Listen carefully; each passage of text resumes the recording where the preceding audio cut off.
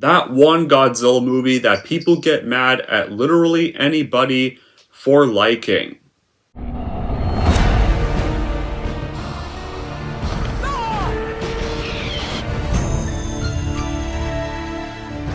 Those were up, and they did. We're smart, and my...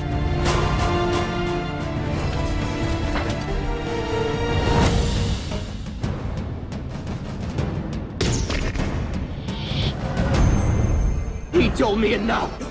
No, I.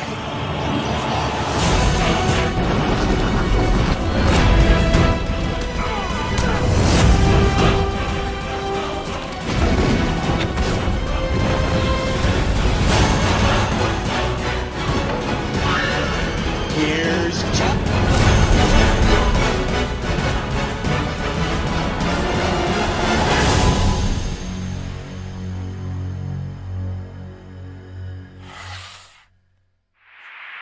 Hey everyone, it's Don G. Corleone here, and I'm here with a brand new Underrated Gems episode. This Underrated Gems episode is obviously going to be a review for a critically despised film that I actually do like, and it is one that is considered the worst of this monsters film debuts, and because I've now reviewed the Godzilla MonsterVerse films, both of them, it's time to review the one that you were probably all thinking I'd do an epic rant on, but that's not going to be the case here because I actually like this movie. It's not perfect, but I like it, so it's not an epic rant. So if you're expecting that, leave. If you're going to be mad about it. If you're going to be mad at me for liking this movie, then get the fuck out of here. Don't watch the video then. Can't handle opinion. Anyways, guys, this is going to be the Underrated Gems review for the 1998 Godzilla movie, and it's directed by Roland Emmerich, and one of the few good Roland Emmerich movies. Yes, so that's the plot of this movie. Well, in the wake of extensive nuclear testing in the South Pacific Ocean, Nico, a low-profile scientist, gets summoned by the army to shed light on the mysterious attack on a ship, and the ominous sightings of the gargantuan sea dragon. Then before long, this mutilated scaled nightmare in the shape of a monster called Godzilla, a massive and all-powerful radioactive sauroid, then threatens to level the rain-soaked New York City. And against the backdrop of bureaucracy and military's futile attempts to stop the invincible beast of the ocean, it's up to Nico, Philippi, our reporter, Audrey, the brave cameraman, and Victor to put an end to Godzilla's reign of terror before it's too late. Is there a reason why Godzilla chose Manhattan for its den? Yeah, that's the plot of the film. But how is this movie made? Well, TriStar around October 1992 had announced plans to make a Godzilla trilogy. Then in May 1993, Ted Daly and Terry Rossio were going to be writing the scripts. Then in July 1994, originally Jan de Bont, the director of Speed, was going to do the director, but he left the project that December because of the budget. Then Roland Emmerich got hired around May 1996, a month before Independence Day had released, to direct and co-write a new script with Dean Delvine. Then filming began in May 1997 and ended in September 1997. And so, after that movie was shot and marketed, Godzilla 1998 would go on to be released into the theaters to the public on May 20th, 1998. And this movie got viciously bad reviews and apparently was a box office disappointment despite being the third highest grossing film of 1998 because it made only $379 million worldwide against the budget between $130 and $150 million. But if you include marketing costs, that's $80 million combined, so that's like around $220 million. Yeah. And planned sequels got canceled, but they made an animated series instead. So TriStar ended up letting the rights to their Godzilla expire in May 2003, and so Toho began doing new iterations of TriStar's version and just calling it Zilla. Yeah, now, as for my reaction, well, yeah. When anybody remotely says they will like this movie, there's toxic Godzilla fans that will get pissy. I would know this because Shadow Leon, a big YouTube friend of mine, actually people gave him shit for liking this film. That's what he told me. Yeah, this is why I'm not a part of fan bases, why I don't want to be part of fan bases, because fan bases can't take one different opinion. I learned this with Avatar. Like, when I went and saw Avatar Way of Water or Way of Piss, I did not like it. I made a rant about it. people decided to be fucking crybabies about it and said, you have anger issues, or you're ignorant, you haven't seen a James Cameron movie in your life. Now I have that if anybody gives me rude... That movie is exactly why I now have to put that if anybody gives me rude comments in the description below. That they'll be blocked. That movie's the reason why I have that in the description now. So yeah. And then fan bases went and gave Shadow Leon shit because he liked this film. Personally, like, yeah. So now anyways, onto this movie. I actually like this film like he does. Yeah, like quite a few YouTube buddies of mine like this movie. So do I. It's not the best Godzilla movie, but it's a damn good turn off your brain dumb popcorn monster flick. If it weren't called Godzilla, if it weren't called something else, then maybe people would be nicer to it. Like, it seems like the writers just try to make New York a fictional place, or perhaps like some of them never probably saw New York, but mainly because of the layout of the city itself, like when the helicopters chase the big guy between the buildings, and the city kind of looks more like a maze than grids of buildings. Then the writers and miniature set designers did this on or maybe like this was done on purpose because they wanted the helicopter systems to dread should they ever get lost. I mean, New York is a big place, as we all know, and anyone can lose their way if they're not careful there. And another part is definitely when Godzilla jumps into the Hudson River, then encounters 2 or 3 nuclear submarines ready to blast with torpedoes. It depicts the river as being like deep as parts of Atlantic when apparently, from what I've heard, the river is only 15 feet deep. But it's a cool idea though, because since Japanese Godzilla, we all know, emerges from the depths of the ocean, as we all are familiar with. But it's to make him feel more at home and show his amphibious nature swimming through rivers like an eel. Then you have the final scene where Godzilla's chasing the heroes on the Brooklyn Bridge. Whether the big guy weighs less than he looks or not, anything that would have done more damage to the bridge instead of just shaking it around, and one step to the Brooklyn Bridge would have torn it apart, definitely. But a more realistic method of entanglement would be for it to run down the river and slam into the tennis court net. But just the fact like they made the river about this league deep, that would make it hard for it to run along it. But as far as the first place goes, like, this film doesn't really have much of a connection to Japanese Godzilla, and that's why one of the reasons people hate it. But who cares? Like, I don't think this is even supposed to be. Like, Godzilla 1998 is supposed to be an American version, so not Japanese or not, who cares? It's not supposed to be in Japan. This is supposed to be an American version. And meanwhile, like, depicted in 1954 original Godzilla was cute and like, yeah. Like, the filmmakers had to change the monster's look to make him a little more threatening looking. Yeah, he doesn't look like Godzilla, but even though it's a film about a giant lizard attacking a city, like, is people really expecting Oscar-worthy material? Like, yeah. Yeah, Godzilla's new design, regardless what you think, like, yeah, but how does this movie start? Well, you have an iguana nest exposed to the fall of this military nuclear test in French Polynesia. Then you get to the South Pacific Ocean, where a Japanese cannery vessel gets attacked by a giant creature. Then one fisherman survives. Then we cut to our lead character, Dr. Nico, who is an NRC scientist. Goes to the Chernobyl exclusions, researching the effects of radiation on wildlife, but he gets interrupted by the U.S. State Department because they came to pick him up for a special assignment. And at first he thinks he's being arrested, but he's surprised to find out that he's being assigned something new. Then we go to Tahiti, where a Frenchman questions this traumatized survivor over what he witnessed. And he replies, "It's Georgia." So then Nick gets sent to Panama and Jamaica to study the wreckage that got left by the massive claw marks. So Nick identifies skin samples in the shipwreck belonging to the unknown species, and he dismisses the military theory of the creature being a living dinosaur, and deduces it for a mutant creature by nuclear testing. Then, of course, we see the creature. The creature is traveling to New York City, and it leaves a path of destruction in its wake the minute it arrives. So, after that, the city gets evacuated before the military, on Nick's advice, lures the creature into revealing itself with this large pile of fish. But their attempt to kill the creature fails, and it only causes further damage before it escapes. And then Nick, however, manages to get a blood sample, and before he can by performing this pregnancy test, he discovers the creature reproduces and it's collecting food for its offspring. Then Nick meets up with his ex-girlfriend named Audrey Timmons, who is a uninspired news reporter. Then she visits him and she uncovers this classified tape in his provisional military tent that considers the monster's origins and turns it over to the media. And she hopes the report will be put on TV and launch her career.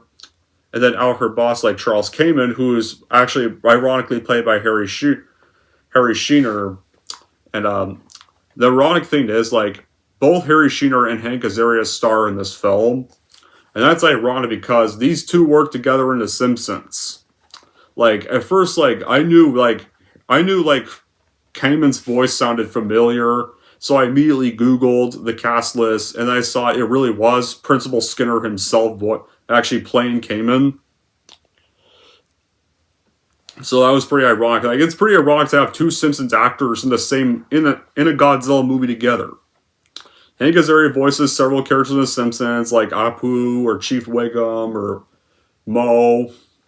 Harry Sheener voices Mr. Burns, and I think he voices Mr. Burns and Smithers, both on Reverend Lovejoy, Principal Skinner.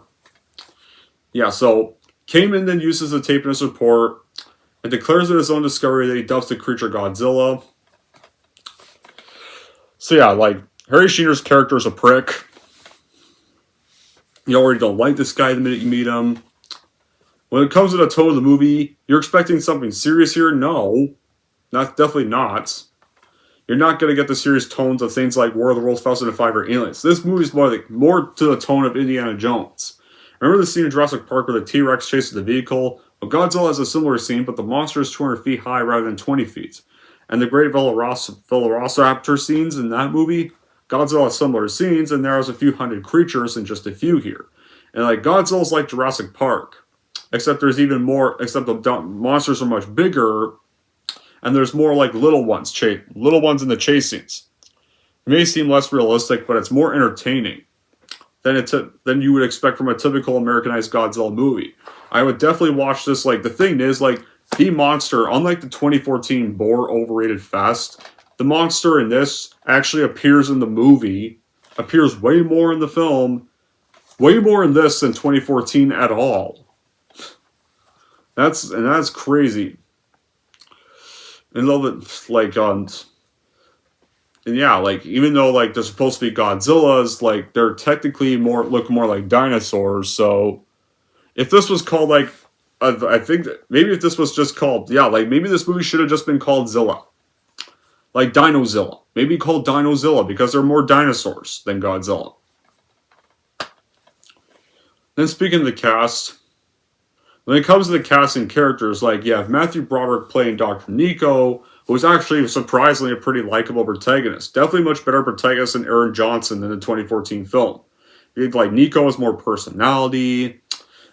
He's more personality and actually doesn't have the same facial expression in nearly every single scene. And plus, it's actually a human character who works in this film.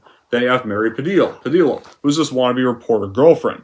They have a photographer played by Hank Azaria's character, who's a photographer. Gene Reno even makes an appearance at the end, and he plays this French military officer who wants to destroy the monster. They also have Kevin Dunn as the American colonel in charge of New York, and Michael Lerman, who's the asshole mayor of New York, and Lord Goldman is basically his goofy aide. Like, when it comes to the actors in this movie, Broderick and Reno shine here. And the rest of the cast do work as well. Like, I think the women are the weakest characters in the film. This one, Maria Pillow is this kind of quality female lead, but she just doesn't get much screen time. And Vicki Lewis plays another scientist. Her role is minor.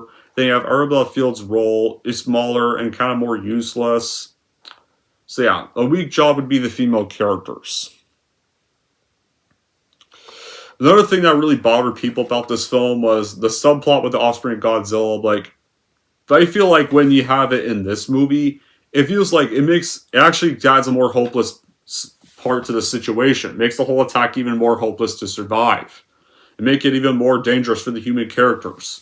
Like, a place like, with Godzilla not being as indestructible force as in his other adaptations, like, I think the babies work and they add more of a threat. In that respect, like, because right here they finally think they killed Godzilla, but there's more offspring hatching and they're ready to begin rampages of their own. And it's a race to contact the military so they can destroy the babies before they escape.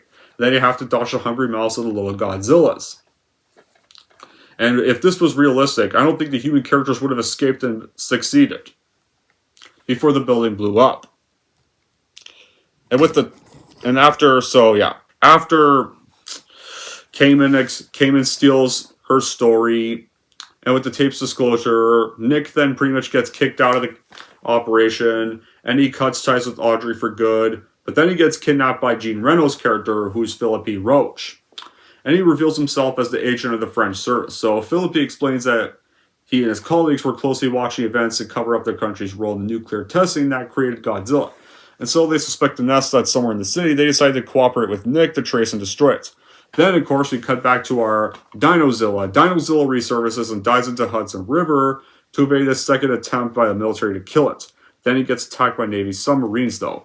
And after he collides with torpedoes, Godzilla then sinks, and he's believed to be dead by the authorities. Or is he?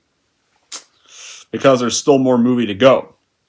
The story of Godzilla, despite this being 140 minutes long, I think it's paced very well. And it really worked. Like, it may have worked with tweaks at the subplot of the baby god. Like, it could definitely work. Like, maybe some better development of the female characters, but...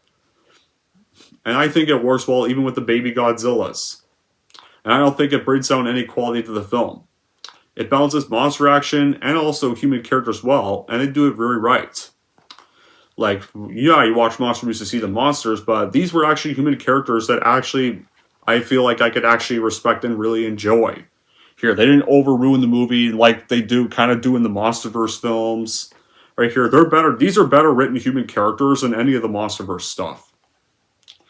Like, it's like an expensive comic as a whole, really written very well. If a comic like this would be bad, then have it be a film about a monster that's all kind and spares all the humans, even though it came to killing them. But hey,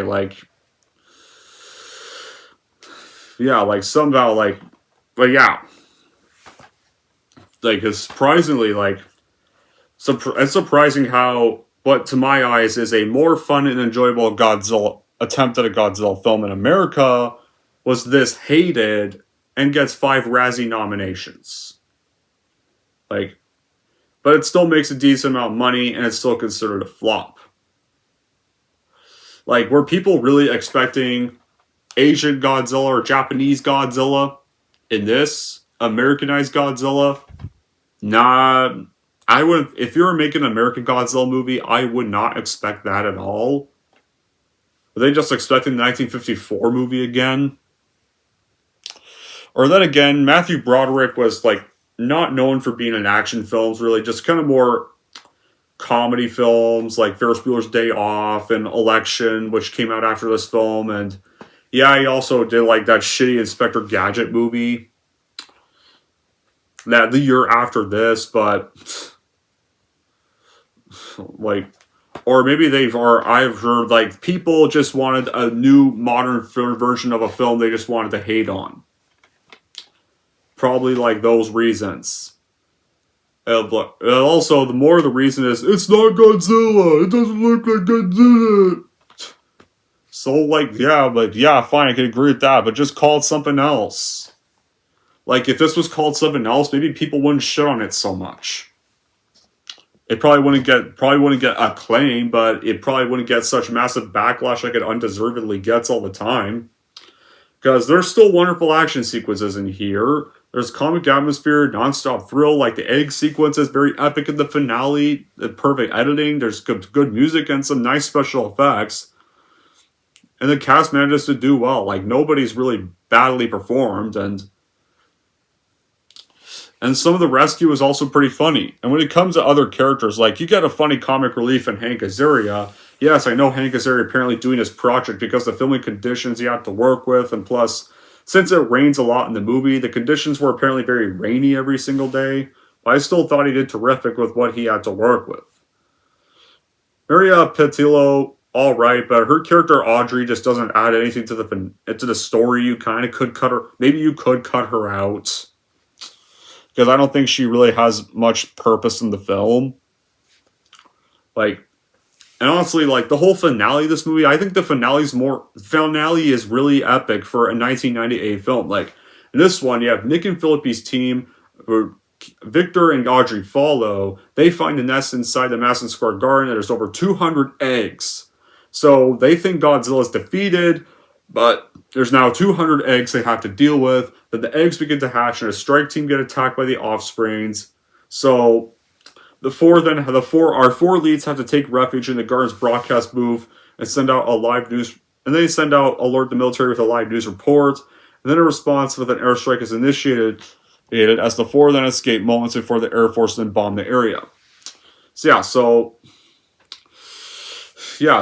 after the area's bombed and the baby Godzillas are defeated, Audrey and Nick finally reconcile, but the adult Godzilla survives and comes back, emerges from the guard ruins, and the adult Godzilla is now furious at the death of its brood, that it takes its rage at the four, and chases them all across Manhattan, and they manage to trap Godzilla within the cables of the Brooklyn Bridge, and the returning Air Force are able to shoot it, and that finally kills Godzilla.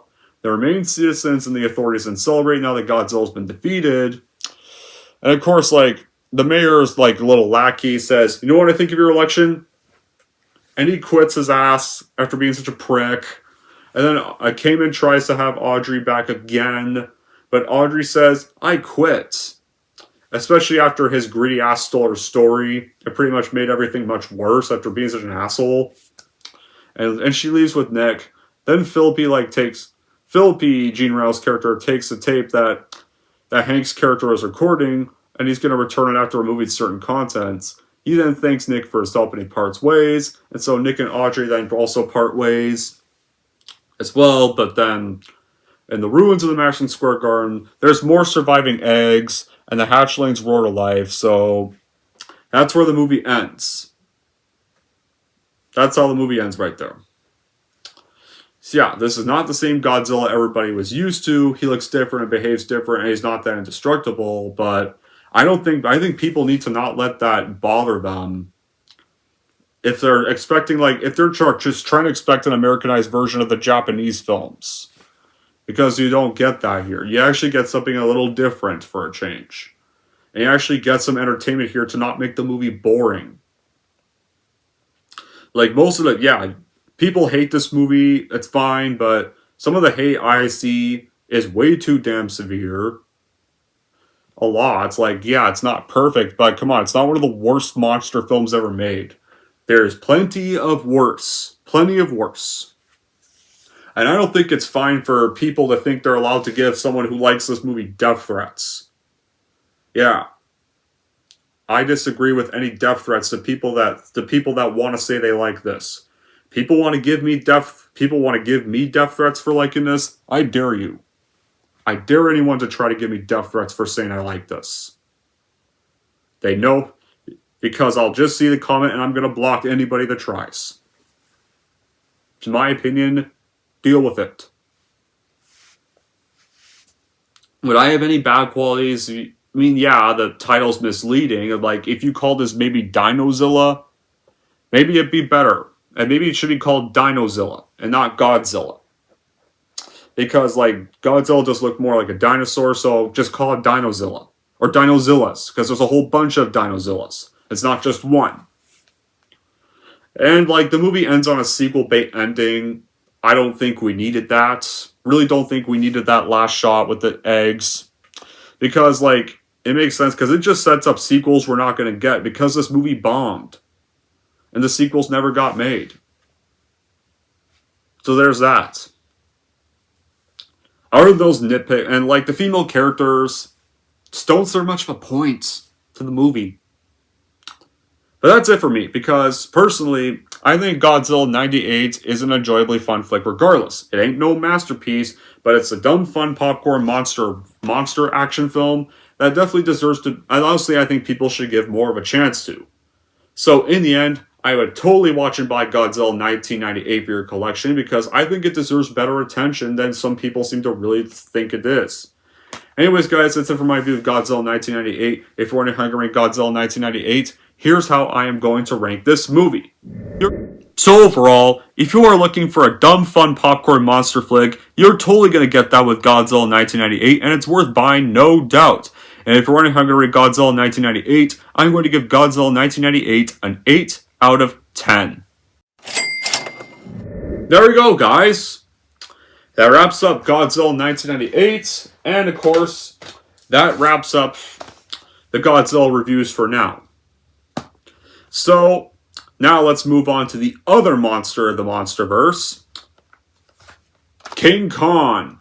Godzilla's nemesis. Let's do him next. We're going to start that off with King Kong 2005. And then we're going to do Kong Skull Island. Because I kind of want to review 2005 movie first. I want to share you my thoughts on that film. And that's also not going to be a rant. If you were expecting me to destroy King Kong 2005, that's not going to happen. I'll answer that later. So, until then, guys, that'll be it for this Underrated Gems. Thank y'all for watching. If you like this and want to see more, don't forget to like, subscribe to Don G. Corleone.